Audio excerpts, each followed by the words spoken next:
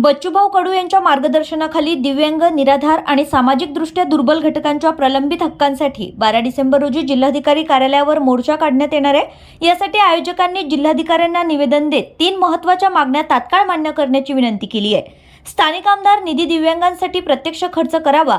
शासन निर्णयानुसार 27 फेब्रुवारी 2023 आमदार निधीतून दिव्यांग सहाय्यासाठी 30 लाखांपर्यंत निधी वापरता येतो, मात्र प्रत्यक्षात या निधीचा योग्य वापर होत नसल्याचं निदर्शनास आणत आयोजकांनी जिल्हाधिकाऱ्यांना सर्व आमदारांना स्पष्ट निर्देश देण्याची मागणी केली आहे।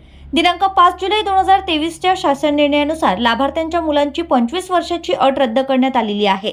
तसेच निराधार व दिव्यांग योजनांची उत्पन्न मर्यादा 50,000 वरून 1 लाख करण्याचा प्रस्ताव शासनाकडे पाठवावा अशी मागणी करण्यात आली आहे। शासन निर्णयानुसार 15 ऑक्टोबर 2025 दिव्यांग पेन्शन 1500 वरून 2500 रुपये करण्यात आली आहे। मात्र अनेकांना अद्याप जुनी रक्कमच मिळत नसल्याने सर्व तहसीलदारांना तातडीने आदेश जारी करावेत आणि विलंब करणाऱ्या अधिकाऱ्यांवर कारवाई करावी अशी मागणी करण्यात आली आहे। आयोजकांच्या मते हे तिन्ही मागण्या दिव्यांग आणि निराधार नागरिकांच्या जीवनाशी थेट संबंधित असून प्रशासनाने त्वरित कारवाई करून लिखित आश्वासन देणे अत्यावश्यक आहे। अकोला प्रतिनिधी MJ गौरवे।